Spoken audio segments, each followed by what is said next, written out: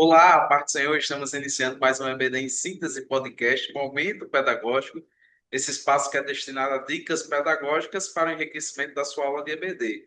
Nesse espaço, especificamente, tratamos da lição de juvenis, que tem a faixa etária de 15 até 17 anos. E nesse terceiro trimestre de 2026, estamos tratando do tema Conhecendo os Fundamentos da Fé Cristã nas epístolas gerais. Esse é o assunto abordado nesse trimestre. Antes de adentrarmos na lição em si, eu estou grato a Deus com a presença do meu amigo e irmão Lucas Vitor. Paz do Senhor, Lucas. Mas, Senhor Paulo, graças a Deus, somos gratos ao Senhor pelo privilégio de poder estar aqui falando um pouquinho para os professores dessa lição que é tão rica. Amém, Lucas. Lucas, chegamos na lição de número 6. Como estamos tratando das epístolas gerais, a gente percebe que a lição veio dividida em blocos e chegamos na lição de número 6. Ela vai terminar agora, ela iniciou na lição 4, da 4 até a 5, tratando da epístola de Tiago, e vamos encerrar nessa lição de número 6, que tem como título Uma arma poderosamente mortal. Que arma é essa? E a lição traz três objetivos. O primeiro, conhecer o poder que existe nas palavras, seja para o bem ou para o mal. O segundo objetivo, conscientizar de que a escolha das palavras gera consequências inevitáveis, por vezes até letais. E o terceiro objetivo é enfatizar que todas as palavras dos cristãos devem ser regidas pelo Espírito Santo. Esses são os três objetivos que permeiam a nossa lição. Se você ainda não se inscreveu, se inscreva, curta, compartilhe. Esse é um espaço que você tem, onde deixamos dicas, comenta e traga a sua opinião. Se você quiser aula em si, aqui também no canal tem a aula em si da lição de juvenis, como das demais outras salas da Escola Bíblica Dominical.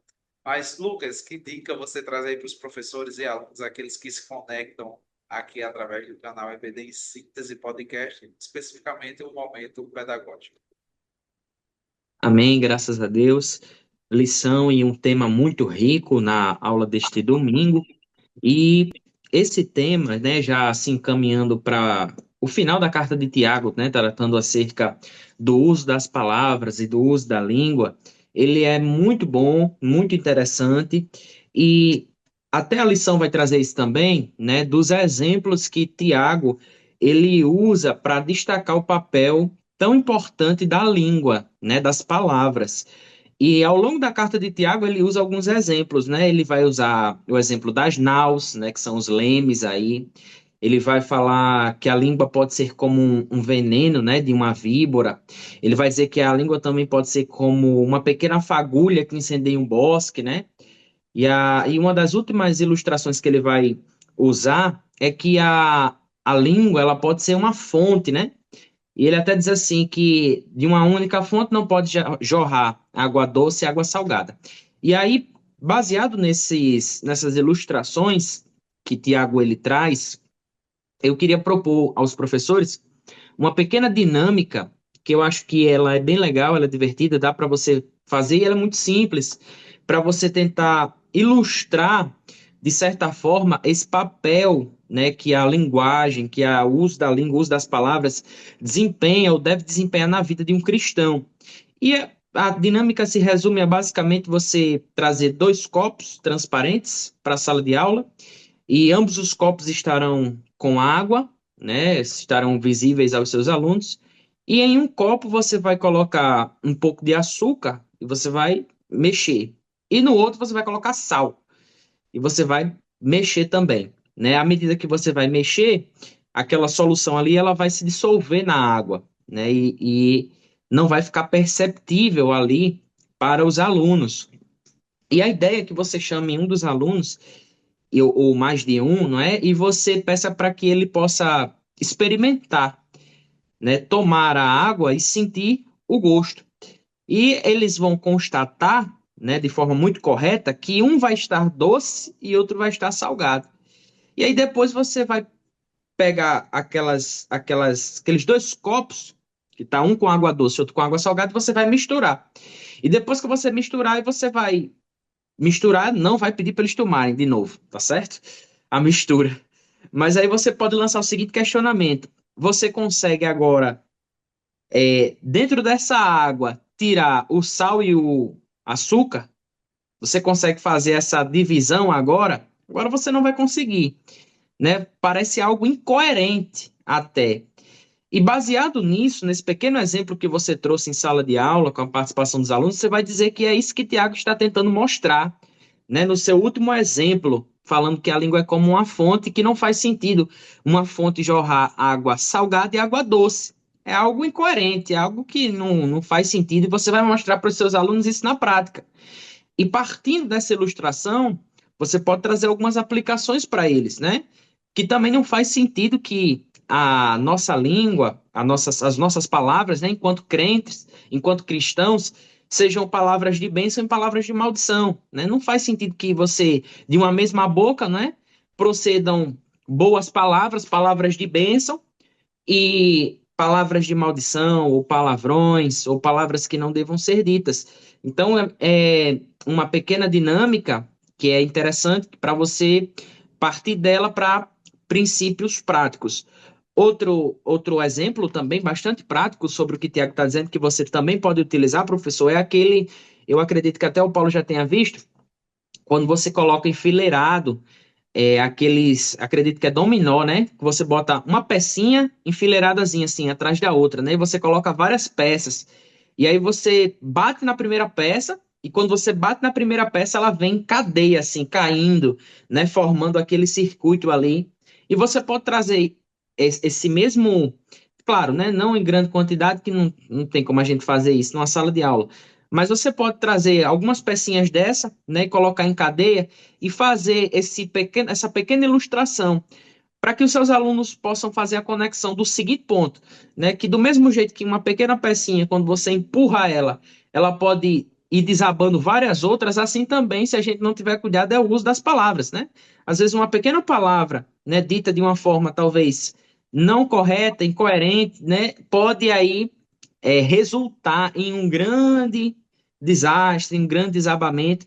Então, são pequenas dinâmicas ilustrativas, né, que tentam aí ilustrar, né, os exemplos bíblicos ou aquilo que o apóstolo Tiago, nesse caso, estava tentando mostrar para os seus leitores. Então, eu recomendo para o professor essas duas dinâmicas, né, ou essa dinâmica inicial, caso ele possa fazer, caso ele possa trazer, eu acredito que vai dar o dinamismo para a sua aula e também ajudar a esclarecer para os alunos esses conceitos do uso das palavras, do uso da língua, né, trazendo também para princípios que ele pode aplicar na sua vida diária, na sua vida prática.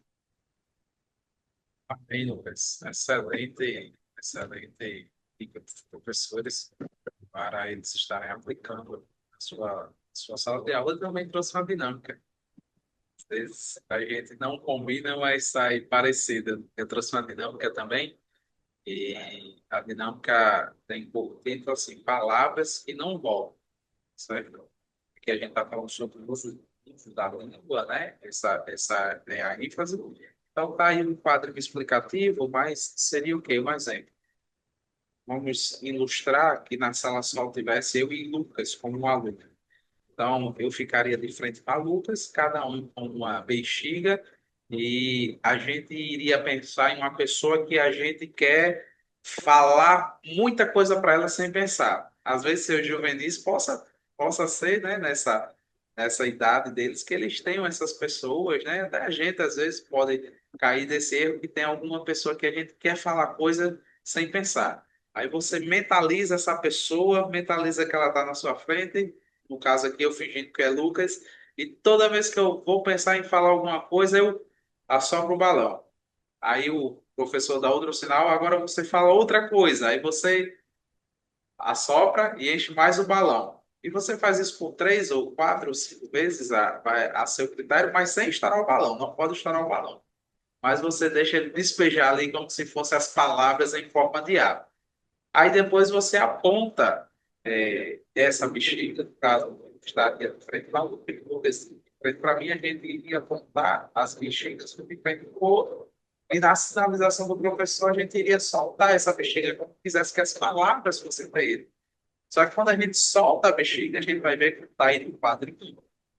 Aqui nesse quadrinho, as bexigas vão em sentidos diferentes, em sentidos opostos, às vezes nem vai na direção que a gente quer. Então, a reflexão aí que palavra dita sem pensar, sai sem direção. E pode ferir muitas pessoas, né? Você pode até guardar as palavras, mas quando você solta essas palavras, não voltam mais atrás, né?